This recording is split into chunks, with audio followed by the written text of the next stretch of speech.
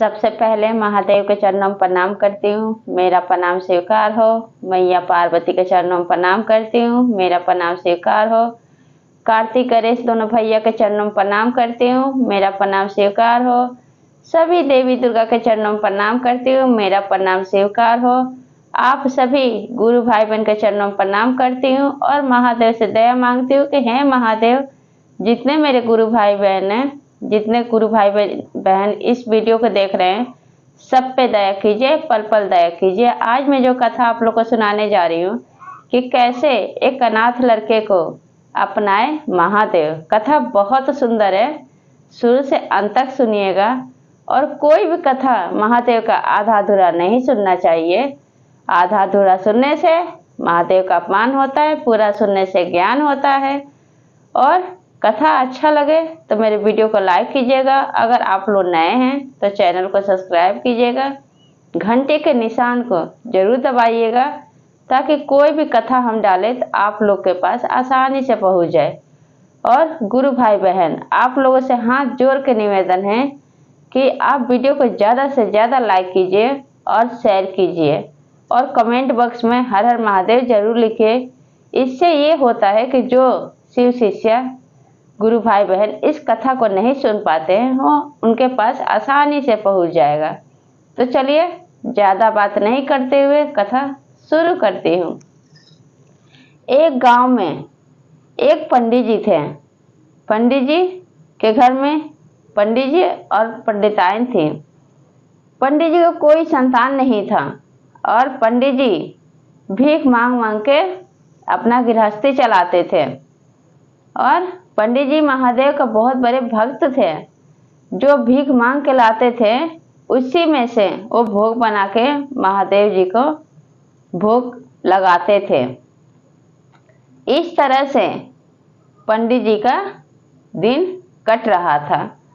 और पंडिताइन जो थी वो पंडित जी से रोज लड़ाई करती थी कि आप भीख मांग मांग के लाते हैं और उसी भीख में से ले जाके भोग बना के महादेव को भोग लगाते हैं।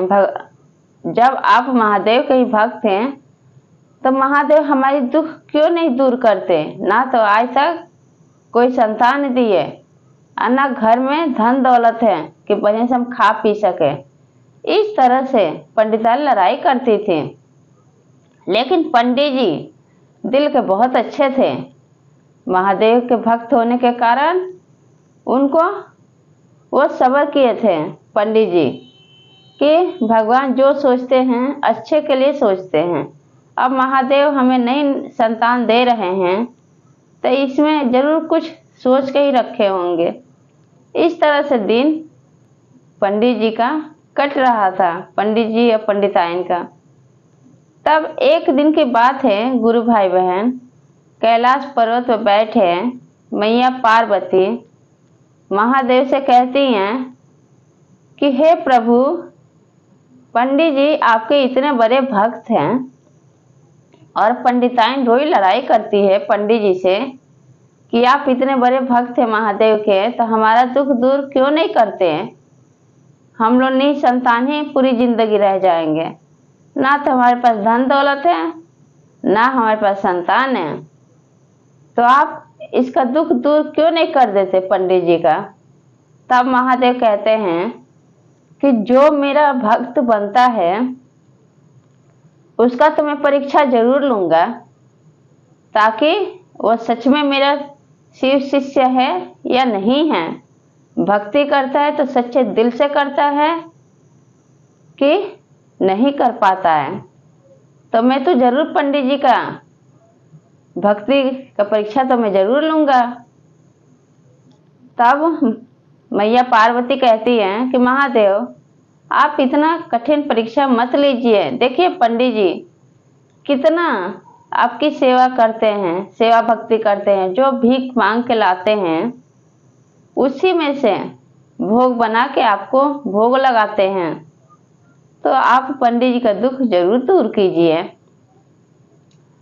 तब क्या होता है कि एक दिन की बात है कि पंडित जी जब मंदिर में जाते हैं पूजा करने महादेव के, तो क्या देखते हैं कि जो मंदिर की चौखट था, सीढ़ी पे, वहां एक बच्चा रो रहा है, एक लड़का रो रहा है।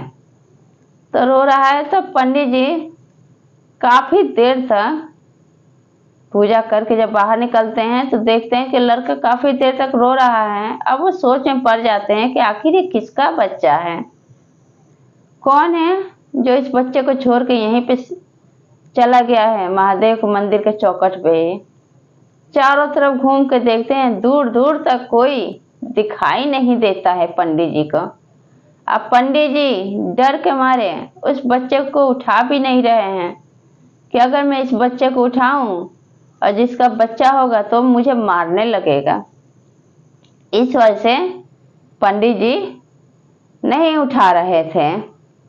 तब भगवान भोलेनाथ क्या किए कि एक भिखारी का रूप धारण करके वो घूमते घूमते उस मंदिर के पास पहुंच जाते हैं। तब उस पंडित जी से कहते हैं कि आप इस बच्चे को उठा क्यों नहीं लेते हैं। पंडित जी कहते हैं उस भिखारी से, जो महादेव भिखारी का रूप धारण करके आए थे, तो पंडित जी कहते हैं कि आप बताइए मैं इस बच्चे को कैसे उठा सकता हूँ, पता नहीं इसके कौन माँ बाप हैं, यहाँ पे छोड़ के चले गए हैं, इस बच्चे को मैं उठा लूं, अब कहीं मुझे कोई मारने लगे तो फिर मैं क्या करूंगा।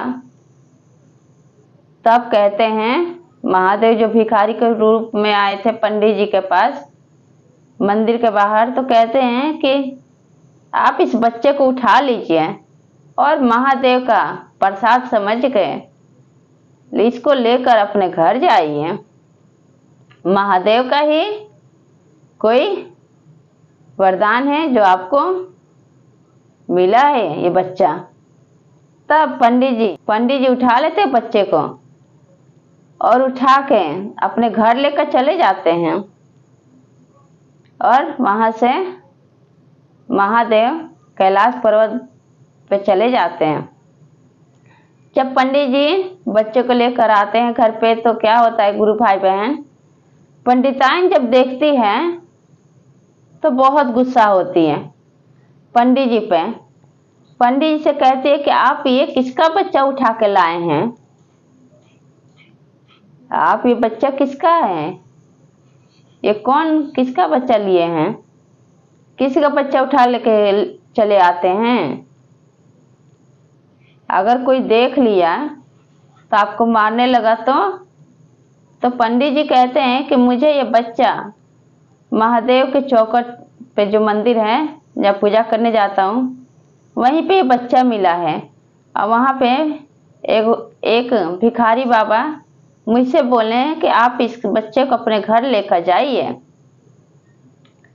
तब पंडित जी और पंडिताइन दोनों मिलकर उस बच्चे को बढ़िया से रखने लगते हैं। पंडिताइन जो है उस बच्चे को स्वीकार कर लेती है, रोज बच्चे को तेल लगाती है, काजल करती है, नहवाती है, बढ़िया बढ़िया कपड़े पहनाती है। जो भीख मांग के लाते थे उसी में से थोड़ा थोड़ा पैसा बचा के बच्चे के लिए कपड़ा खरीदती है, बच्चे को खूब बढ़िया से रखने लगती है पंडिताइन।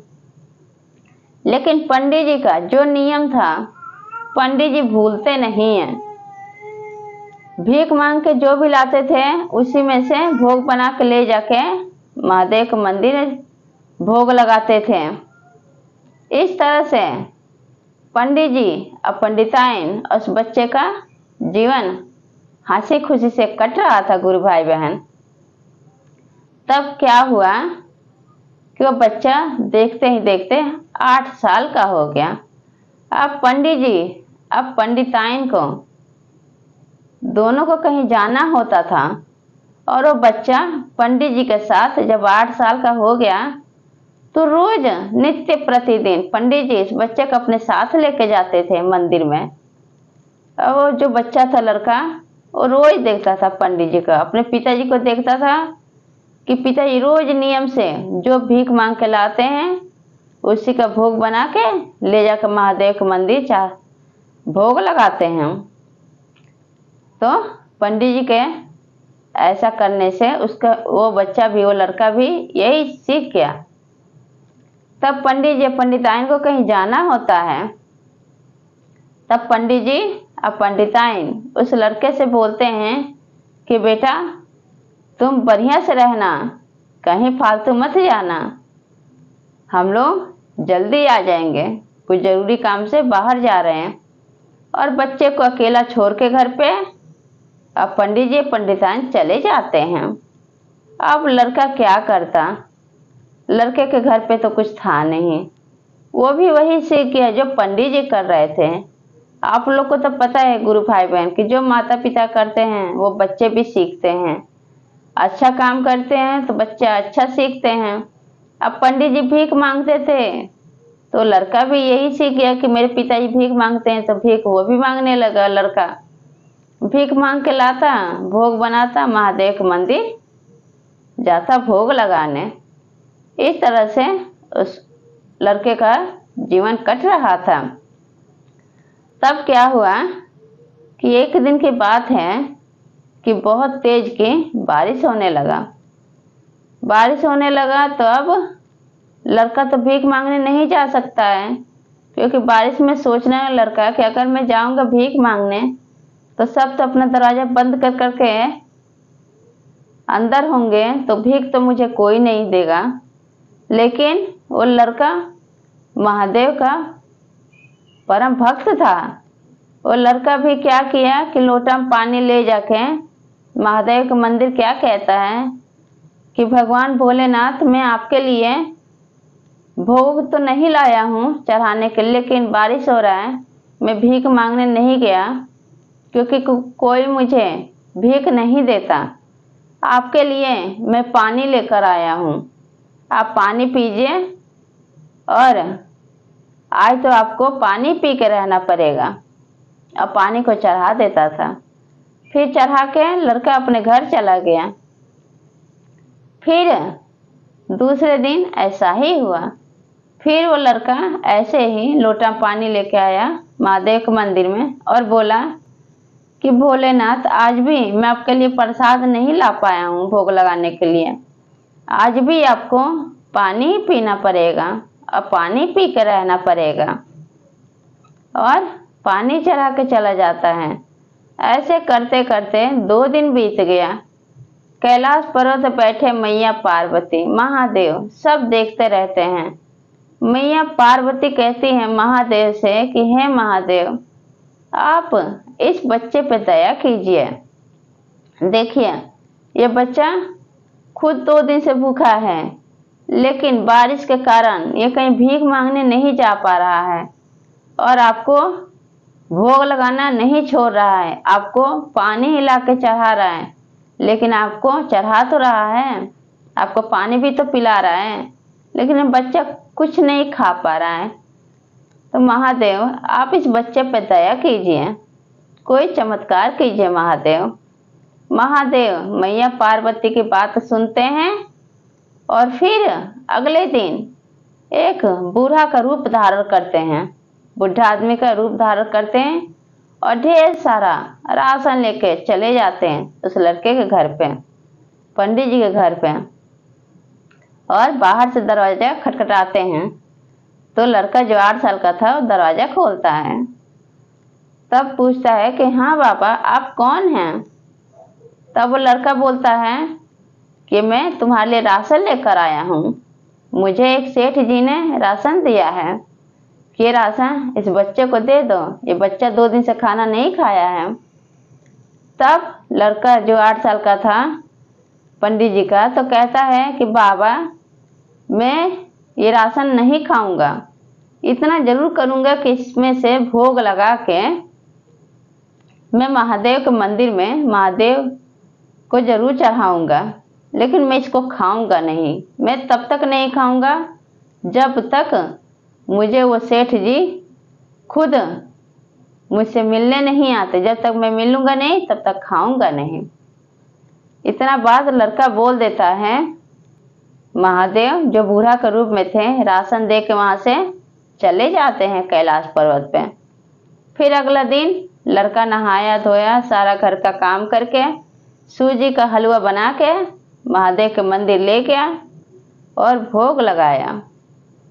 और भोग लगाया तो क्या कह रहा है कि भोले बाबा, आज मैं आपके लिए सूजी का हलवा भोग लगा रहा हूँ, मुझे एक बूढ़े बाबा राशन ला के दे गए हैं, लेकिन इसको आप भोजन कीजिए, आप भोग लगाइए, आप खाइए, मैं नहीं खाऊंगा। जब तक वो सेठ जी से मैं मिलूंगा नहीं तब तक मैं भोजन नहीं करूंगा, मैं भोग नहीं लगाऊंगा, खाऊंगा नहीं, मैं आप ही को भोग लगाऊंगा। ऐसा बोल के लड़का और भोग लगा के महादेव का नमन करके अपने घर चला आता है। फिर अगले दिन ऐसा ही होता है। फिर क्या कहती है मैया पार्वती कि महादेव से कि प्रभु, आपने इस बच्चे को राशन तक जाके दे दिया, लेकिन बच्चा हट पकड़ रखा है कि जब तक सेठ जी से मिलेगा नहीं, खाएगा नहीं। तो हे प्रभु, ये देखते देखते इसको 4-5 दिन हो गया, ये भोजन नहीं कर रहा है और इसका सही में अब ताकत भी खत्म हो रही है धीरे धीरे। तो चलिए आप इसका दुख दूर कीजिए, चलिए हम सब चलते हैं, इस बच्चे का दुख दूर करते हैं। तब क्या होता है गुरु भाई बहन कि महादेव, मैया पार्वती, कार्तिक गणेश दोनों भैया और नंदी 5 लोग उस मंदिर में आते हैं पूजा करने के लिए। तब ये लड़का क्या करता है कि अगले दिन फिर भोग बना के महादेव के मंदिर ले जाता है, ले जाके और महादेव को भोग लगाता है। जब इन 5 लोगों को देखता है तो कहता है कि आप लोग भी ये प्रसाद लीजिए। तब महादेव कहते हैं कि बेटा, इसको तुम 5 जगह प्रसाद निकालना, 5 जगह केला के पत्ते पे प्रसाद निकाल के 5 लोगों को प्रसाद दे देता है। लेकिन आदि शक्ति मैया पार्वती उस प्रसाद को नहीं खाती हैं, उस बच्चे को भाव को देख के मोहित हो जाती हैं और मैया पार्वती उस बच्चे को अपने हाथ में प्रसाद लेकर कहती हैं कि बेटा, तुम तो खा लो, तुमने 3-4 दिन से कुछ नहीं खाया है। तब क्या कहता है लड़का कहता है कि नहीं माँ, मैं नहीं खाऊंगा इसको, क्योंकि जो एक बूढ़े बाबा मुझे राशन दे के गए हैं, अब बोले हैं कि एक सेठ जी राशन उन्हें दिए हैं, जब तक उस सेठ जी से मैं मिलूंगा नहीं तब तक मैं ये प्रसाद नहीं खाऊंगा, मैं भोजन नहीं करूंगा। तब आदि शक्ति मैया पार्वती क्या कहती हैं कि बेटा, भगवान का प्रसाद जो है, भगवान के प्रसाद को अपमान नहीं करते, प्रसाद को ना नहीं बोलते, बेटा खा लो। अपने हाथों से प्रसाद को उस बच्चे के मुंह में जब डालती हैं, खिलाती हैं, तो बच्चा क्या देखता है कि मंदिर में जिसको प्रसाद दिया है केले के पत्ते पे, तो स्वयं महादेव बैठे हुए हैं, महादेव प्रसाद खा रहे हैं। बगल में मैया पार्वती, उसके बगल में कार्तिक गणेश दोनों भैया, उसके बगल में नंदी, 5 लोग वहां पे बैठे हुए हैं और एकदम से आप रूपी असली रूप में उसको दिखाई देने लगते हैं। अब लड़का क्या करता है कि जाके महादेव मैया पार्वती के चरणों में गिर जाता है और क्षमा मांगने लगता है कि प्रभु आप आए थे। तब महादेव कहते हैं कि जो राशन देने तुम्हारे घर पे गया है वो कोई और नहीं, मैं हूँ। तब वो लड़का नमन करता है महादेव और मैया पार्वती को, पूरे परिवार को प्रसाद खिलाता है और सबका पैर छू के प्रणाम करता है। तब महादेव क्या कहते हैं उस बच्चे से कि तुम जो है, तुम्हारे घर में जो राशन में दे कर आया हूँ, तुम्हारे घर में कभी कोई चीज़ की कमी नहीं रहेगा, इस राशन से हमेशा तुम्हारा भंडार भरा रहेगा, इस राशन कभी कमी होगा ही नहीं। तुम्हारा घर हमेशा सदैव भरा रहेगा, कोई चीज़ की कमी नहीं होगा तुम्हें, और ना कोई दुख तकलीफ तुम्हें होगा। तुम्हारे माता पिता को कोई दुख तकलीफ नहीं होगा।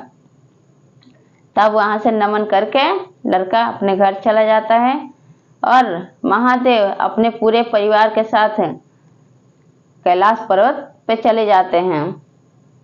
तब क्या होता है कि जब घर पहुँचता है, शाम होता है, तब पंडित जी और पंडिताइन दोनों घर पे आते हैं तो क्या देखते हैं कि घर में सब कुछ भरा हुआ है, राशन भरा हुआ है, कोई चीज़ की कमी नहीं है।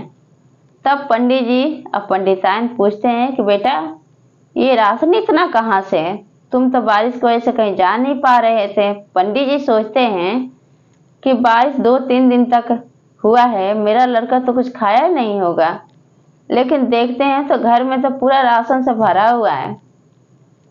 तब लड़का बोलता है पंडित जी से कि पिताजी ये हमें स्वयं महादेव हमें राशन देकर गए हैं। अब जो पंडित जी थे तो वो बहुत खुश होते हैं। अब खाना पीना खा के जब शाम हो जाता है, जब सोने जाते हैं, तब क्या भगवान से करते हैं, सोते समय नमन करते महादेव से कि हे भोलेनाथ, मैंने आपका शुरू से अभी तक जब से होश संभाला हूँ आपका इतना पूजा भक्ति किया हूँ, लेकिन आपने कभी हमें दर्शन नहीं दिया। लेकिन आपने मेरे बच्चे को दर्शन दिया, आपने मेरे बच्चे का दुख तकलीफ दूर किया, तो आपने इस तरह से अपना दया बरसाया। तब महादेव सपने में क्या कहते हैं कि पंडित ये तुम्हारा किया हुआ है, जो आज तुम्हारे घर में सब कुछ भरा हुआ है, मैंने राशन भर दिया, तुम्हारा ही देन है कि तुम भीख मांग मांग के खुद नहीं खाते थे, खुद अपनी पत्नी के 4 बातें सुनते थे, लेकिन फिर भी मुझे भोग लगाते थे। तो तुम्हारा ही पूजा भक्ति का नतीजा है जो मैं बेबस होके तुम्हारे पास आया हूँ और तुम्हारे घर में राशन भर दिया हूँ। तो पंडित तुम्हारे घर में कभी कोई चीज़ की कमी नहीं रहेगा। जो भक्त मेरी भक्ति करते हैं उसके घर में कोई चीज़ की कमी नहीं रहता है। जो संतान मैं तुम्हें दिया हूँ वो तुम्हारे लिए ही दिया हूँ, जो लड़का तुम्हारे घर में है। अब ये बात सुन के पंडित जी बहुत खुश होते हैं कि मेरे पास हम निसंतान थे। पंडित जी अपने पत्नी से कहते हैं कि हमारे पास संतान नहीं था, महादेव भोलेनाथ हमें संतान का सुख दिए, धन दौलत भर दिए, धीरे धीरे गरीबी उन लोग का दूर हो गया, फिर से वो अमीर हो गए। तो इस तरह से महादेव पंडित जी और पंडिताइन पे जो चीज़ की कमी था, निसंतान थे, धन दौलत नहीं था, गरीब थे, अब सारा गरीबी सारा दुख दूर किए महादेव। तो इस तरह से दया बरसाए पंडित जी पंडिताइन पे। तो मैं भी महादेव से यही कहती हूँ कि हे भोलेनाथ, जिस तरह से आपने उस पंडित जी का दुख दूर किए, उस तरह से जिस तरह से आपने पंडित जी पे दया किए, उस तरह से जितने मेरे गुरु भाई बहन इस वीडियो को देख रहे हैं सब पे दया कीजिए, सबका रुका हुआ काम बनाइए और हम सब पे दया कीजिए भोलेनाथ, हमारा दुख दूर कीजिए। तो ये कथा आप लोग को कैसा लगा कमेंट बॉक्स में ज़रूर बताएं और सब बोलिए हर हर महादेव, माता पार्वती की जय।